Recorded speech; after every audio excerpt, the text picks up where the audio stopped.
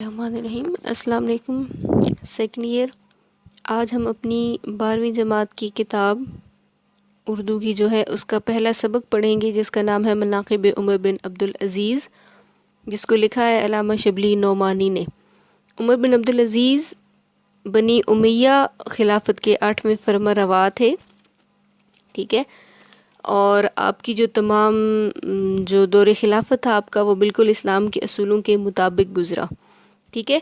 آپ 8ویں فرما روا تھے اور آپ کا جو دور خلافت تھا وہ بہت سنہرا دور خلافت تھا بنی امیہ خاندان کا۔ آپ سے پہلے بنی امیہ خاندان کے جو بھی خلیفہ گزرے، ان کے دور میں، بنی امیہ خاندان کے دور میں خلافت کا جو دور تھا وہ بڑا برا تھا۔ وہاں پہ بہت ناجائز کاروائیاں تھیں، جس کی ایک مثال آپ کربلا کا واقعہ لے سکتے ہیں، جو یزید کے دور میں تھا۔ وہ بھی بنی امیہ خاندان کا دوسرا خلیفہ تھا، ٹھیک ہے۔ سب سے پہلے جو تھے وہ امیر معاویہ تھے، اس کے بعد یزید، پھر اسی طرح سے آگے ان کا جو شجرہ نسب ہے وہ آگے خلفائے راشدین کا وہ ایسے ہی چلتا رہا۔ اور جو خلیفہ عمر بن عبدالعزیز تھے، ان کے دور میں آ کے یہ ظلم و ستم کا اور ناجائز کارروائیوں کا جو سلسلہ تھا یہ ختم ہوا، اور آپ نے اپنی زندگی جو ہے وہ اسلام کے اصولوں کے مطابق جو خلیفہ بننے کے بعد تھی وہ گزاری۔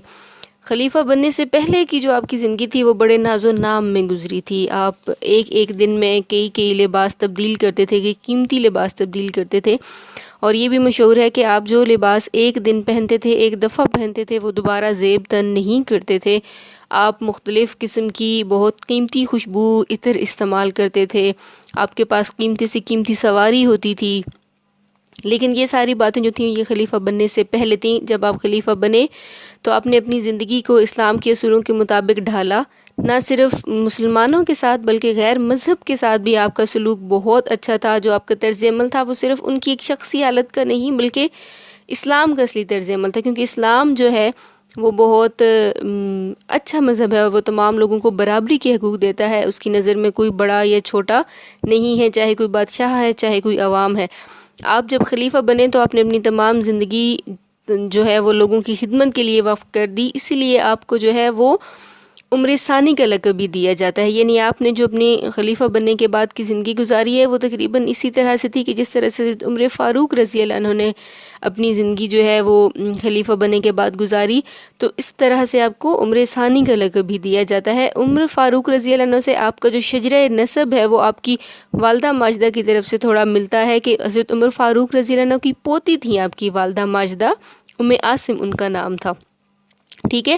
باپ کی طرف سے جو آپ کا شجرہ نسب ہے وہ بنی امیہ خاندان کی طرف جا ملتا ہے۔ عمر بن عبدالعزیز کا جو غیر مسلموں کے ساتھ سلوک تھا اس کے بارے میں اگر آپ دیکھیں تو عمر بن عبدالعزیز جو ہے ان کے پاس ایک دن ایک عیسائی آیا جو حمص کا رہنے والا تھا، اور اس نے آ کے شکایت کی خلیفہ ولید بن عبد الملک کے بیٹے عباس کی۔ ولید بن عبد الملک جو تھے وہ 6 فرما روا تھے بنی امیہ خاندان کے، 705 عیسوی سے 715 عیسوی تک ان کا دور حکومت رہا۔ تو اس نے عیسائی نے آ کے عباس کی، ولید بن عبد الملک یعنی خلیفہ کے بیٹے کی شکایت کی کہ اس نے میری زمین پہ زبردستی قبضہ کر لیا۔ تو عمر بن عبدالعزیز نے جب سارے واقعے کی تحقیقات کی تو اسے پتہ چلا کہ یہ جو زمین تھی یہ عیسائی کی تھی اور اس پہ ناجائز قبضہ کیا گیا تھا۔ تو انہوں نے یہ زمین جو تھی وہ عباس کے قبضے سے نکال کے اس کو عیسائی کو واپس دلا دی۔ آپ کا ایک اور کارنامہ جو بہت تعریف کی قابل ہے، قابل قدر ہے، وہ سلاطین بنی امیہ کی ناجائز کاروائیاں جو تھیں وہ کون سی تھیں؟ زیادہ جو ناجائز کاروائیوں میں سب سے بڑی بات تھی وہ یہ تھی کہ بہت سی زمینیں جو زمینداری کی حیثیت سے رعایا کے قبضے میں تھیں وہ بنی امیہ خاندان کے لوگ جو ہے وہ اپنے قبضے میں لے کے اپنے دوستوں کو، اپنے بڑے بڑے صوبے جو ہے وہ شہزادوں کی جاگیر میں دے دیا کرتے تھے اور ناجائز قبضے کر لیے کرتے تھے۔ تو عمر بن عبدالعزیز جب خلافت کے تخت پہ بیٹھے تو سب سے پہلے انہیں خیال ہوا کہ اس چیز کو میں نے ختم کرنا ہے، اور جو جاگیریں لوگوں کی ہیں ان کے اصل حقداروں کو واپس کرنی ہے۔ اب یہ بات جو ہے یہ بہت بڑی بات تھی، آپ اپنے خاندان کی خلافت کو مول لینے کی بات تھی، دشمن بنا لینا تھا، لیکن انہوں نے اس کی کچھ پرواہ نہ کی۔ جب خاندان کے لوگوں کو اس بات کا پتہ چلا تو انہوں نے بہت کوشش کی آپ کو اس کام سے روکنے کی، لیکن آپ نے کہا کہ میں حق پہ ہوں اور میں حق کام کروں گا۔ عمر جو آپ کی پھوپھی تھیں ان کو سفیر بنا کے بھی آپ کی طرف بھیجا گیا کہ آپ کو وہ خاندان کی خلافت سے ڈرائیں، لیکن آپ نے ان کو بھی یہی جواب دیا کہ میں قیامت کے سوا کسی دن سے نہیں ڈرتا۔ وہ بھی مایوس ہو کے چلی آئیں۔ اب عمر بن عبدالعزیز جو تھے خلیفہ بننے سے پہلے ان کے پاس، اب جب بن چکے تھے تب بھی ان کے پاس بھی اس قسم کی جاگیریں تھیں جو خاندان بنی امیہ کی طرف سے انہیں تحفتاً ملی تھیں۔ عمر بن عبدالعزیز ان کا بھی فیصلہ چاہتے تھے۔ اب اس فیصلے کے لیے انہوں نے بڑے بڑے علماء کو بلایا تاکہ کسی قسم کی کوئی ناانصافی نہ ہو، کوئی ان سے کسی قسم کا اپنے نفس کو لے کے کوئی غلط فیصلہ نہ ہو جائے۔ تو علماء نے بھی یہی کہا کہ یہ جو جاگیریں ہیں یہ آپ کو واپس کر دینی چاہیے، ورنہ آپ کا بھی شمار ظالموں اور غاصبوں میں ہوگا، یعنی حق غصب کرنے والوں میں ہوگا۔ عمر بن عبدالعزیز نے اپنے بیٹے سے بھی رائے لی، اپنے غلام سے بھی رائے لی۔ غلام جو اس کی وہ بہت بات مانتے جس کا نام مزاحم تھا، اس نے کہا کہ امیر المومنین آپ کو پتہ ہے آپ کے بال بچے بھی ہیں، ان کا کیا کیسے گزر بسر ہوگا؟ تو عمر بن عبدالعزیز کی آنکھوں سے آنسو نکل آئے اور انہوں نے کہا کہ ان کا اللہ مالک ہے۔ یہ کہہ کر گھر چلے گئے۔ جو ان کا جو ملازم تھا مزاحم، وہ آپ کے بیٹے کی طرف فرزند عمر بن عبدالعزیز کے بیٹے کے پاس گیا، عبد الملک کے پاس، تو کہا کہ عمر بن عبدالعزیز جو ہے وہ تمام جاگیروں سے دستبردار ہو رہے ہیں، یعنی تمام جاگیروں کو چھوڑ رہے ہیں۔ میں نے تو نے کہا بھی ہے کہ اپنی اولاد کو دیکھیں لیکن وہ نہیں مان رہے۔ تو عبد الملک نے کہا استغفر اللہ، تم نے بہت بری رائے دی۔ وہ یہ بات سن کے وہ فوراً اٹھ کے، جو ان کے فرزند تھے عبد الملک، وہ چلے گئے اپنے باپ کے پاس۔ تو جا کے ان سے کہا کہ عمر بن عبدالعزیز نے کہا کہ میں ظہر کے بعد ممبر پہ چڑھ کے اعلان کر دوں گا کہ جاگیریں واپس کر آؤں۔ تو ان کے بیٹے نے کہا کہ اس کا کون ذمہ دار ہے کہ آپ اس وقت تک زندہ رہیں گے؟ یہ بات سن کے آپ اسی وقت ممبر پہ چڑھ گئے اور آپ نے اعلان کر دیا کہ لوگ جمع ہوں، مسجد میں لوگ جمع ہوئے۔ آپ نے کہا کہ میں تمام زمینوں کو جو لوگوں نے ہمارے خاندان کو دی تھی واپس کرتا ہوں، کیونکہ دینے والوں کو نہ دینے کا حق تھا نہ ہم کو لینے کا۔ یہ کہہ کہ انہوں نے تمام جاگیریں جو تھیں ان کی سندیں کتر دیں، صندوق سے کینچی نکلوائی، صندوق سے سندیں نکلوائی اور ان کو کتر کتر کے پھینکنا شروع کر دیا۔ مطلب کہ جو جاگیریں تھیں وہ جن لوگوں کی تھیں حقداروں کی، ان کے پاس پہنچ گئیں۔ یہ جاگیریں کچھ یمن میں تھیں، کچھ یمامہ میں تھیں، مختلف جگہوں بھی تھیں۔ عمر بن عبدالعزیز کو اپنے تمام خاندان میں جو سب سے زیادہ محبت تھی وہ سلیمان سے تھی، سلیمان جو کہ ان سے پہلے ابن سلیمان سے تھی، ٹھیک ہے۔ ابن سلیمان جو سلیمان کے بیٹے تھے، سلیمان جو عمر بن عبدالعزیز سے پہلے خلیفہ تھے، جنہوں نے عمر بن عبدالعزیز کو خلیفہ کی آپ یہ سمجھ لیں کہ دی تھی مسند۔ تو وہ اپنی جاگیر کی سند لے کے ابن سلیمان آئے تو آپ نے کہا مجھ سے یہ زمین مت چھینو، آپ مت چھینے، تو میرے بچوں کا کیا ہوگا یا میرا کیا ہوگا؟ تو وہ رونے لگے ابن سلیمان۔ تو عمر بن عبدالعزیز نے کہا کہ میں اپنے نفس کے ساتھ بھی یہی برتاؤ کرتا ہوں، تو میں تمہاری بھی زمینیں جو ہیں وہ حقداروں کو دوں گا۔ آپ کا جو غلام تھا مزاحم، اس نے بھی کہا کہ آپ ابن سلیمان کے ساتھ ایسا برتاؤ مت کریں۔ تو انہوں نے کہا کہ میں اپنے نفس کے ساتھ جب یہی برتاؤ کرتا ہوں تو میں سب کے ساتھ اسلام کے اصولوں کے مطابق برتاؤ کروں گا۔ اب بنی امیہ جو تھے، وہ جو ناجائز زمینیں تھیں وہ قبضہ کرنا تو ان کا کام تھا، لیکن ایک جو سب سے زیادہ ان کی قوم میں برباد کرنے والی بات تھی وہ یہ تھی کہ اگر کوئی ان کے خلاف حق بات یا سچ بات کہتا تھا تو وہ اس کا استیصال کر دیتے تھے، اس کو ختم کر دیتے تھے۔ تو عبد الملک جو ہے جو خلیفہ تھے، 5ویں خلیفہ تھے، وہ جب تخت پہ بیٹھے تو انہوں نے کہا کہ اگر کوئی میری بات پہ روک ٹوک کرے گا تو وہ شخص سزا پائے گا، ٹھیک ہے۔ تو اس طرح سے سزا کے ڈر سے جو لوگ تھے وہ حق بات کہنے سے ڈرتے تھے، لیکن جب خلیفہ عمر بن عبدالعزیز بنے تو انہوں نے 2 متدین اور راست باز یعنی دیندار اور سچے لوگوں کو اس کام پہ مقرر کیا کہ عدالت میں ان کے پاس موجود رہیں گے، اور اگر ان سے کوئی غلطی ہوئی تو وہ فوراً انہیں ٹوک دیں گے۔ اب اس بات کا اثر کیا ہوا کہ جو لوگ تھے وہ انہیں اس بات کا اندازہ ہو گیا، ان میں تھوڑی جرأت پیدا ہو گئی کہ اگر ہمارے ساتھ کوئی حق تلفی ہوگی، ناانصافی ہوگی، تو ہماری جو پہنچ ہے وہ براہ راست خلیفہ تک ہوگی اور ہم اپنی آواز ان تک پہنچائیں گے اور وہ انصاف سے کام لیں گے۔ ابن جوزی جو محدث ہیں، انہوں نے ایک اور واقعہ یہاں پہ نقل کیا ہے کہ مسلمہ بن عبد الملک جو تھے بنی امیہ کے بہت اہم شخص تھے، تو انہوں نے ایک گرجہ کے جو متولی تھے، گرجہ یعنی چرچ کے جو متولی تھے، عیسائیوں کی جو عبادت گاہ ہے، تو ان کے خلاف دعویٰ کیا تھا۔ جو فریق تھے نا دوسرے مقدمہ کے عیسائی، ٹھیک ہے، وہ کھڑے تھے، لیکن مسلمہ جو تھا، عبد الملک جو تھا، اس کو خاندانی ایک ناز و نام تھا، ایک غرور تھا، تو وہ بیٹھ گیا۔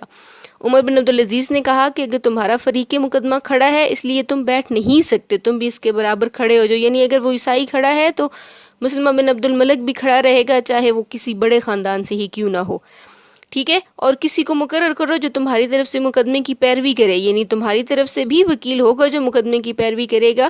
اب مقدمے کا فیصلہ جو تھا وہ مسلمہ کے خلاف ہوا، کیونکہ زمین جو تھی وہ متنازع زمین جو تھی، متنازع یعنی جس زمین پہ جھگڑا تھا، جس زمین کی بات تھی، وہ گرجا کے متولیوں کو دلا دی، کیونکہ وہ ان کے حق میں فیصلہ ہوا، کیونکہ وہ جو تھے وہ اس میں سچے تھے۔ عمر بن عبدالعزیز جو ہے ان کا سلوک جو غیر مسلموں کے ساتھ، عیسائیوں اور یہودیوں کے ساتھ تھا، وہ بہت ہی اچھا تھا، حق بات پہ تھا، تو اس لیے عیسائی اور یہودی آپ کو بہت اپنے ہاں مہمان بلاتے تھے، آپ جاتے تھے ان کے ہاں کھانا کھاتے تھے، لیکن کھانے کی قیمت دیا کرتے تھے۔ آپ نے ایک اپنے مقبرے کے لیے جو زمین پسند کی وہ بھی عیسائی کی تھی، آپ نے اس کو بلا کے اس زمین کو خریدنا چاہا تو اس نے کہا کہ یہ میرے لیے تو برکت کی بات ہوگی کہ اگر آپ مجھ سے زمین لیں اپنے مقبرہ کے لیے، میں پیسے نہیں لوں گا، لیکن آپ نہیں مانے اور آپ نے 30 دینار دے کے وہ زمین خرید لی۔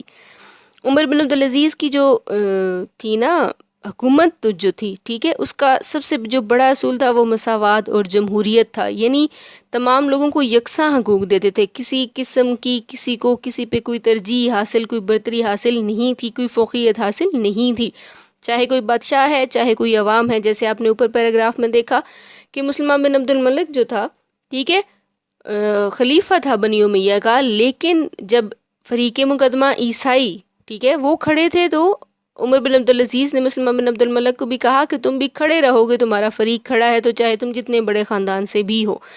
تو یہیں پہ ان کی مساوات کا اندازہ آپ لگا لیں، ہر قسم کے امور میں آپ جو ہے نا وہ مساوات اور عدل انصاف کو اور تمام جو حقوق تھے ان کی پاسداری کرتے تھے۔ کھانے کا طریقہ کیا تھا کہ عام مسلمانوں کے لیے جو لنگر خانہ تھا اسی میں آپ 1 درہم بیچ دیا کرتے تھے اور وہیں جا کے عام مسلمانوں کے ساتھ کھانا کھاتے تھے۔ آپ کا انصاف اس حد تک تھا کہ ایک دفعہ آپ رات کے وقت مسجد میں گئے تو ایک شخص صحن میں لیٹا ہوا تھا۔ عمر بن عبدالعزیز رات کا ٹائم تھا تو انہیں تھوڑا نظر نہیں ہے تو پاؤں کی ٹھوکر لگی تو اس شخص نے جھلا کے یعنی غصے سے کہا کہ کیا تو پاگل ہے؟ عمر بن عبدالعزیز نے کہا نہیں۔ وہاں پہ پولیس کے آدمی موجود تھے، انہوں نے اس شخص کو اس گستاخی اس شخص کی بات کو جانا اور انہیں سزا دینا چاہی تو عمر بن عبدالعزیز نے ان سے کہا، ان پولیس والوں سے کہا کہ کیوں، اس نے کیا گناہ کیا ہے؟ اس نے تو صرف استفسار کیا تھا کہ تم پاگل ہو، میں نے کہہ دیا نہیں۔ یعنی انہوں نے پولیس والوں سے کہا کہ اس کی تو کوئی غلطی نہیں، اس نے تو صرف مجھ سے پوچھا تھا، ایک سوال کیا تھا کہ کیا تم پاگل ہو، تو میں نے جواب دے دیا کہ نہیں، تو اس میں تو سزا والی کوئی بات نہیں ہے۔ تو عمر بن عبدالعزیز جب مرنے لگے، جب ان کا وقت نزاع قریب آیا تو ان کے جو مسلمہ بن عبد الملک نے کہا کہ وصیت کر جائیں۔ آپ نے کہا میرے پاس ہے کیا جس کی میں وصیت کروں؟ تو مسلمہ نے کہا کہ میں ابھی 1,00,000 دینار بھیجے دیتا ہوں، جس کو چاہے وصیت کرے۔ تو آپ نے فرمایا کہ یہ رقم مجھے دینے سے بہتر ہے کہ جن لوگوں سے وصول کی ہے ان کو دے دو۔ تو مسلمہ یہ سن کے وہاں پہ رونے لگے۔ آپ نے جب وفات پائی تو آپ کے پاس کل 17 دینار تھے، ٹھیک ہے، 17 دینار تھے۔ تو آپ تجہیز و تکفین جو آپ کی تھی اس پہ خرچ کرنے کے بعد آپ کے پاس 10 دینار آپ کے جو تھے وہ بچے تھے، جو ورثاء میں تقسیم ہوئے تھے۔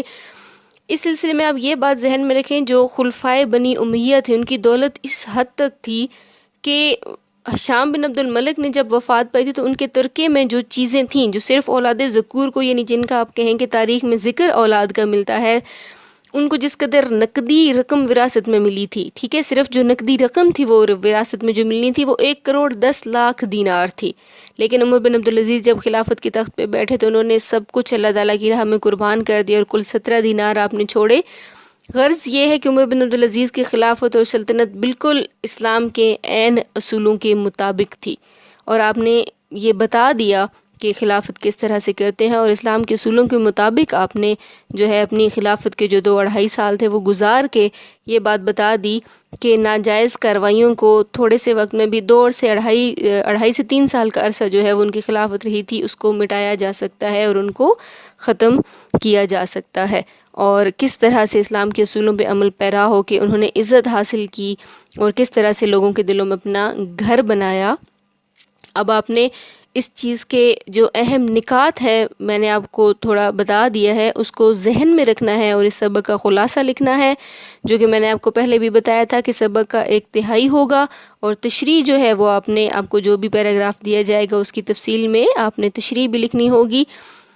اور آپ لوگوں کو پتہ ہے کہ خلاصہ اور تشریح اور ساری چیزیں آپ نے کس طرح سے کرنی ہے. اہم نکات کو آپ نے ذہن میں رکھنا ہے، اور ایک بات ذہن میں رکھنی ہے کہ جو سبق کے اہم نکات ہیں آپ نے ان کو ترتیب وار بیان کرنا ہے. کوئی چیز جو سبق میں پہلے ہے وہ آپ بعد میں نہیں لکھیں گے، جو سبق میں بعد میں ہے وہ آپ پہلے نہیں لکھیں گے. تسلسل اور ترتیب جو ہے وہ بالکل آپ لوگوں نے اپنے ذہن میں رکھنی ہے. اس چیز کو ذہن میں رکھ کے کام کریں گے تو آپ بہت اچھے طریقے سے اپنا پیپر حل کر سکیں گے. امید ہے آپ لوگوں کو ساری باتیں سمجھ میں آ گئی ہوں گی. اللہ حافظ.